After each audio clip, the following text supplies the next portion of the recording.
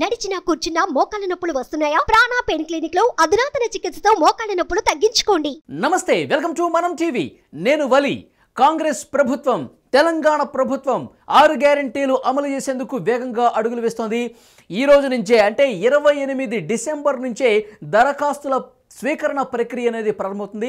ఆ దరఖాస్తులు అంటే 6 గ్యారెంటీలకి ఎవరైతే దరఖాస్తు చేసుకోవాలనుకుంటున్నారో ఆ అప్లికేషన్ ఫామ్ కూడా వచ్చేసింది. ఇక్కడ మనకి స్క్రీన్ మీద చూడొచ్చు.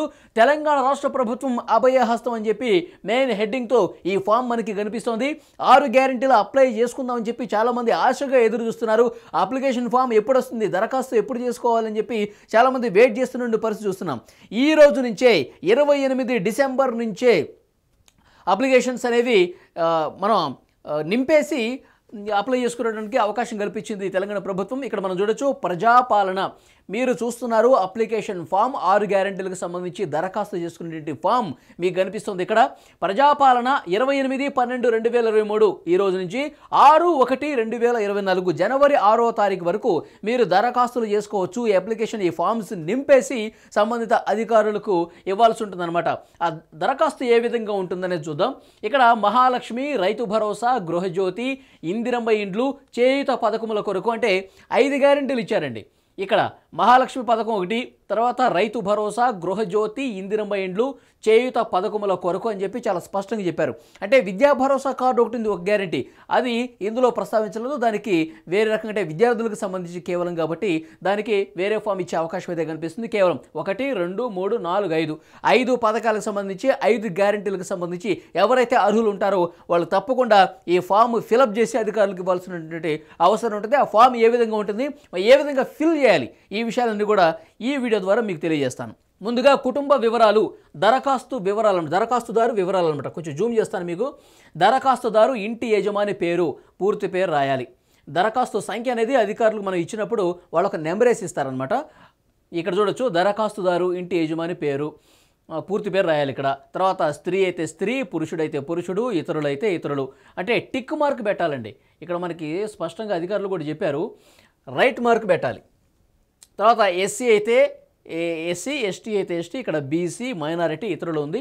మీరు ఏ సామాజిక వర్గానికి చెందిన వాళ్ళైతే అక్కడ ఆ టిక్ మార్క్ అనేది పెట్టాల్సిన అవసరం ఉంటుంది. ఇక పుట్టిన తేదీకి సంబంధించి కూడా ఇక్కడ మీ డేట్ ఆఫ్ బర్త్ ఇక్కడ రాయాలి. తర్వాత ఆధార్ నెంబరు, మీ ఆధార్ నెంబర్ ఇక్కడ రాయాలి. తర్వాత రేషన్ కార్డు నెంబరు, మీకు తెల్ల రేషన్ కార్డు కానీ ఏదైనా రేషన్ కార్డు ఉంటే ఆ రేషన్ కార్డుకు సంబంధించి నెంబర్ ఉంటుంది కదా, రేషన్ కార్డు నెంబరు, ఆ నెంబర్ అనేది ఇక్కడ రాయాల్సిన అవసరం ఉంటుంది.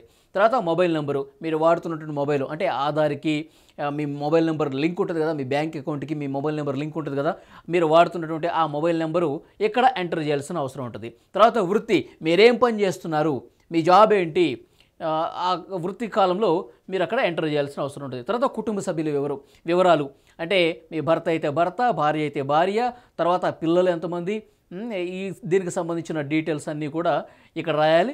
దరఖాస్తుదారునితో సంబంధం ఏంటి, వైఫా, సన్నా, డాటరా అంటే మీ కూతురా, కొడుకా, లేకపోతే భార్యనా, భర్తనా, ఇక్కడ ఇవన్నీ రాయాల్సిన అవసరం ఉంటుంది. తర్వాత లింగం అంటే జెండరు, పురుషులైతే పురుషులు, మేలైతే మేలు అనమాట. అట్లా స్త్రీ అయితే స్త్రీ, పురుషుడైతే పురుషుడు, ఇట్లా రాయాలి. తర్వాత పుట్టిన తేదీ, వాళ్ళకి సంబంధించిన డేట్ ఆఫ్ బర్త్లు, ఏ తేదీలో పుట్టారు, ఏ సంవత్సరాల్లో పుట్టారు రాయాలి. సో వాళ్ళకి సంబంధించి ఆధార్ నెంబర్ ఉంటుంది కదా, ఆధార్ కార్డులో ఆ ఆధార్ నెంబర్స్ అన్నీ కూడా వాళ్ళకి రాయాల్సిన అవసరం ఉంటుంది.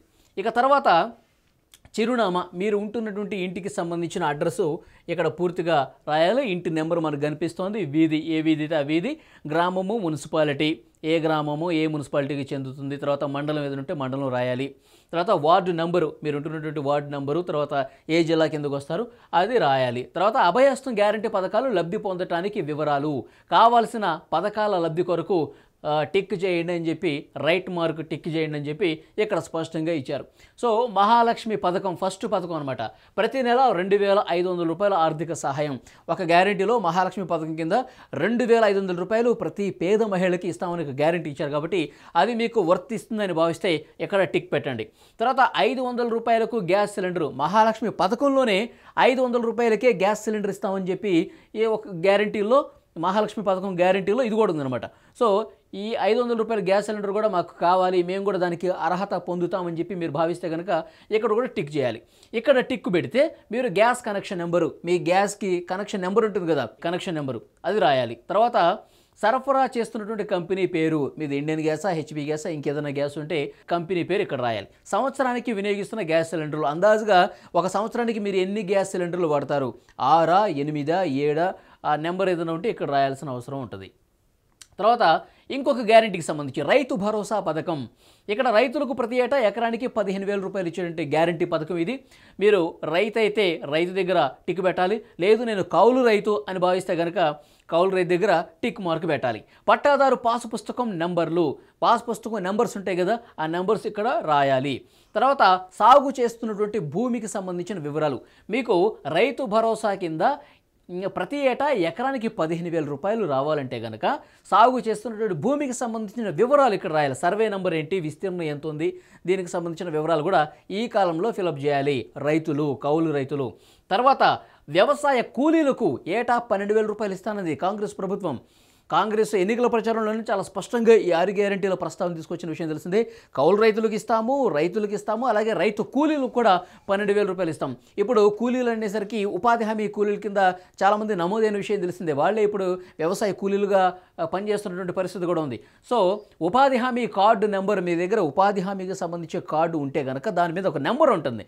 ఆ నెంబరు ఇక్కడ వేస్తే రైతు కూలీలందరూ కూడా, అర్హత ఉన్నటువంటి వాళ్ళందరూ కూడా 12,000 రూపాయలు కాంగ్రెస్ ప్రభుత్వం ఇస్తుంది. ఎందుకంటే రైతు భరోసా గ్యారెంటీల్లో కూలీలను కూడా పరిగణలోకి తీసుకుంటాం, కౌలు రైతులను కూడా పరిగణలోకి తీసుకుంటామని ప్రభుత్వం స్పష్టంగా చెప్పింది. కాబట్టి ఆ వివరాలు ఈ ఫామ్లో, ఈ దరఖాస్తులో కూడా చాలా స్పష్టంగా ఉంది. కాబట్టి ఆ నెంబర్స్ యాజ్ టీజ్గా మీకు ఏ కార్డు ఉన్నా సరే, రేషన్ కార్డు దగ్గర రేషన్ కార్డు నెంబర్ పెట్టండి, తర్వాత గ్యాస్కు సంబంధించిన నెంబర్ ఉంటే ఆ గ్యాస్కి సంబంధించిన నెంబర్ పెట్టాలి, తర్వాత ఉపాధి హామీ కార్డు దగ్గర ఆ నెంబర్ వేయాలి. చాలా దేనికది చాలా స్పెసిఫిక్గా మీరు అక్కడ రాయటానికి అవకాశం కల్పిస్తూ కాలమ్స్ అన్నీ కూడా ఇచ్చారు.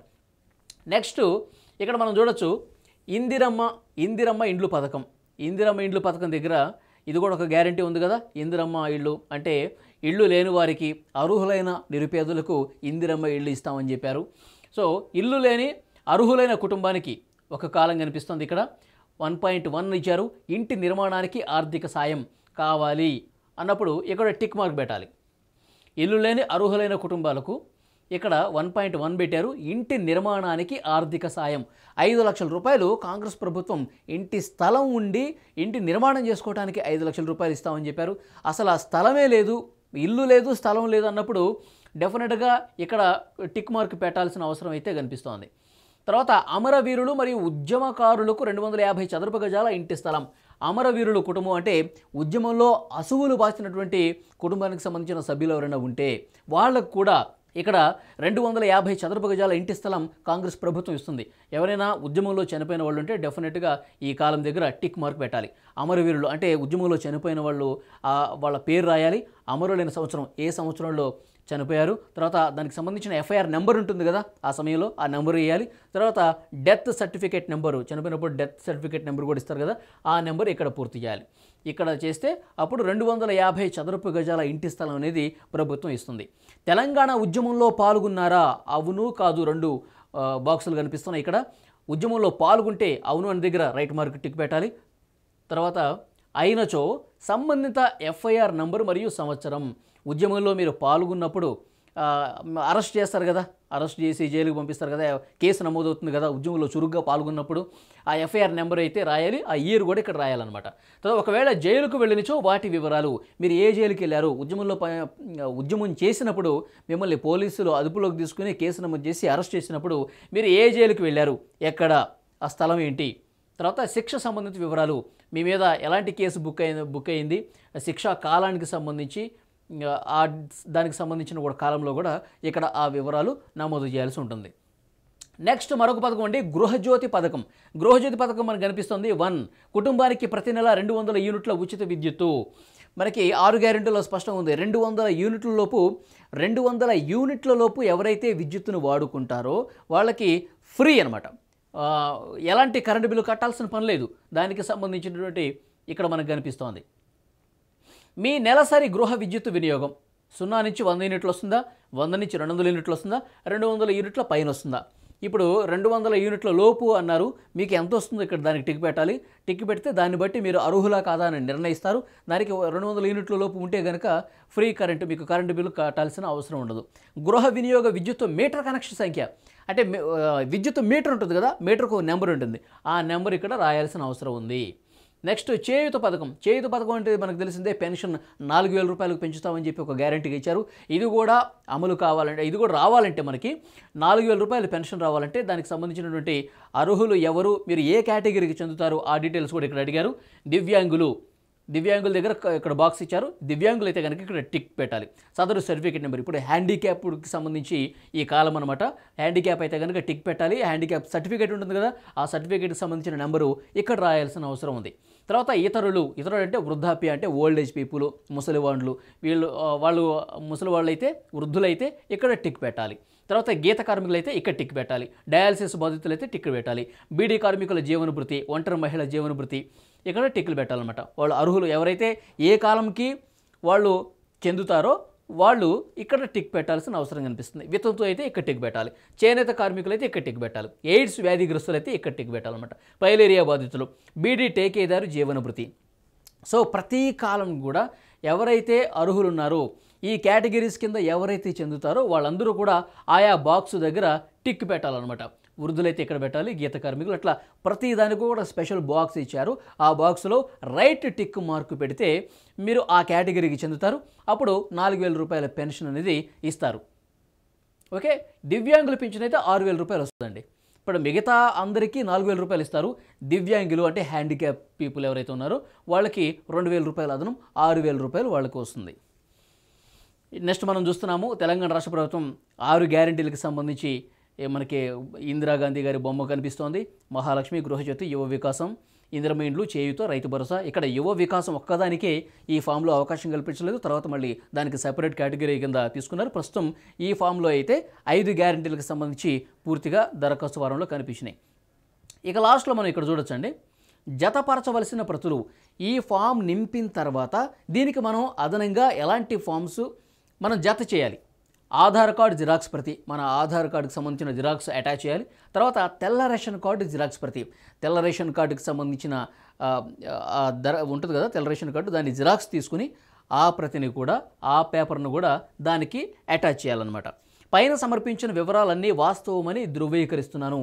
నేను ఏదైతే పైన డీటెయిల్స్ అన్నీ పేర్కొన్నానో, ఏవైతే కాలమ్స్లో నేను అర్హత పొందుతాను ఈ పథకానికి అని చెప్పి మీరు డీటెయిల్స్ ఇచ్చారో, రైట్ మార్క్ పెట్టారో, మీ డీటెయిల్స్ అని ఇచ్చారు, ఇవన్నీ కూడా సరైనవే, అన్నీ వాస్తవాలే, నిజమైనవే అని చెప్పి నేను ధృవీకరిస్తున్నాను అని చెప్పి ఇక్కడ ఈ సంతకము లేదా వేలుముద్ర, పేరు, తేదీ ఇవన్నీ నేను కరెక్టే ఇచ్చానని చెప్పి చెప్పడం కోసం ఇది పెట్టారు.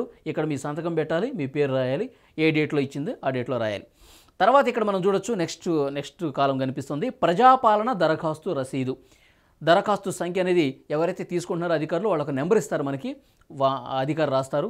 తర్వాత వార్డు కోడ్, ఏ వార్డు అనేది, తర్వాత శ్రీమతి, ఇప్పుడు మీ పేరు, తండ్రి పేరా భర్త పేరా ఏదైతే అది వస్తుంది ఇక్కడ రాస్తారు. మహాలక్ష్మి పథకమా, మీరు ఎన్ని పథకాలు మీకు ఇందులో వస్తాయి అని ఇక్కడ అన్ని కాలమ్స్ కూడా ఇచ్చారు, 5 కూడా.